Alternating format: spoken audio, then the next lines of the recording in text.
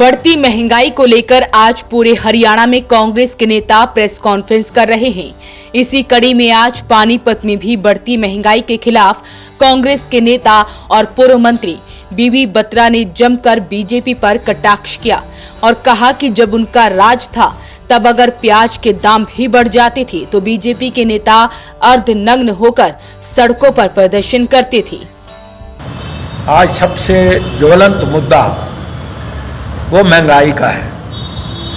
आप सारे मेरे से ज़्यादा जानकार हो, आप समझते हो कि जहाँ डीजल पेट्रोल का रेट, मेरा भी अपना पेट्रोल पंप है, आज पेट्रोल का रेट 108 रुपया, डीजल का रेट 98 रुपये, और डीजल से तो पूरा प्रदेश क्या देश जो है महंगाई को कंट्रोल अगर कोई करता है तो डीजल के रेट करते हैं। आज डीजल की, पेट्रोल की, दालों की, सिलेंडर की, हर चीज़ों की कीमतें आसमान छू रही। और नींबू, मैं तो हैरान हो गया कि अगर नींबू भी किसी दुकान पे लेने जाओ तो वो भी एक नींबू जाके 7-8 रुपये का पड़ता है, 10 रुपये का पड़ता है। तो मेरे कहने का भाव ये है कि आज का जो हमारा मुख्य एजेंडा है, आपको तकलीफ दी है, महंगाई के खिलाफ है। और अखिल भारतीय कांग्रेस कमेटी ने प्रदेश कांग्रेस कमेटी को अधिकृत किया। उन्होंने मेरी इस जिले में ड्यूटी लगाई। मेरे साथ कृष्ण मूर्ति हुड्डा भी थे, लेकिन वो बीमारी की वजह से यहाँ पर नहीं आ पाए।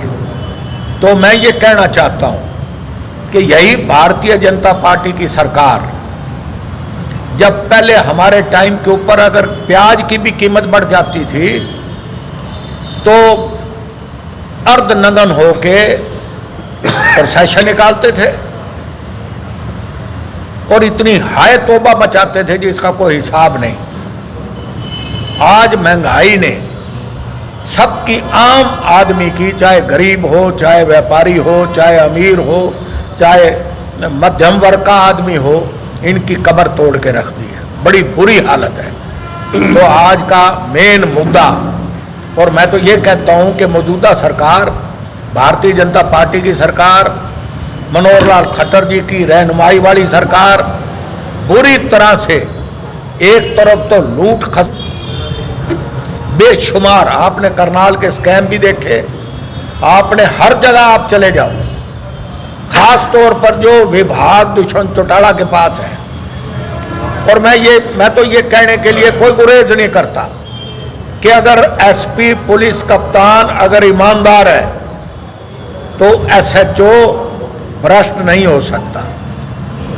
और अगर उनके नीचे वाले मंत्री या विधायक अगर भ्रष्ट हैं और भ्रष्टाचार के आरोप हैं, डिप्टी कमिश्नर, डीटीपीओ, तहसीलदार तो ओपनली पहले तो 1 रुपया 1.5 रुपया कमीशन खाया करते, अब तो गज्जों के हिसाब से पैसे लेते हैं। बुरी हालत। और हर आदमी की, मतलब के जिसको कहते हैं ना कि महंगाई तो हर आदमी को इतना बुरी तरह से बेहाल कर देती है। मैं अब चंडीगढ़ गया था, महंगाई के इशू के ऊपर ही हमारी चंडीगढ़ में प्रेस कॉन्फ्रेंस थी, बहन शैलजा देवी जी ने मीटिंग बुला रखी थी। तो मैं ये कह रहा था कि जब मैं गाड़ी में जा रहा था, पहले तो फ्यूल लगता था 1000-1500 का, अब कम से कम 5000 का फ्यूल डलवाओ तो गाड़ी आप लेके जा सकते हो। तो आज का मुद्दा मुख्य रूप से यही है, महंगाई के खिलाफ, भ्रष्टाचार चरम सीमा पर, लॉ एंड ऑर्डर, अगर उनके मैं आंकड़े पेश करूं, मैं होम मिनिस्टर रहा हूं, लॉ एंड जस्टिस का भी महकमा मेरे पास रहा है, रिकॉर्ड तोड़ दिया है। कोई दिन ऐसा नहीं जब डकैती, लूटपाट, रेप, अबडक्शन, इतने बुरे, मतलब के अगर इनकी फिगर निकलवा के देख लो तो इन्होंने सारी चीजों के रिकॉर्ड तोड़ रखे। वहीं जब पत्रकारों ने कांग्रेस में चल रही गुटबाजी को लेकर सवाल किया तो वो पत्रकारों के सवालों में उलझते नजर आए। उन्होंने कहा कि अब से कांग्रेस एकजुट एक मंच पर नजर आएगी। क्या लड़ाई लड़ेंगे अपने सरदार जी, एक मुख्तसर सी बात बताऊं, जब घर में कर्ता जो होता है ना, बड़ा, वो बूढ़ा हो जाए तो घर में भी इनडिसिप्लिन हो जाता है। अगर जंगल में कहते हैं शेर का नाम तो शेर है, लायन है, लेकिन जब वो बूढ़ा हो जाए और उसके दांत निकल जाएं तो उसका एंड भी बड़ा दर्दनाक होता है।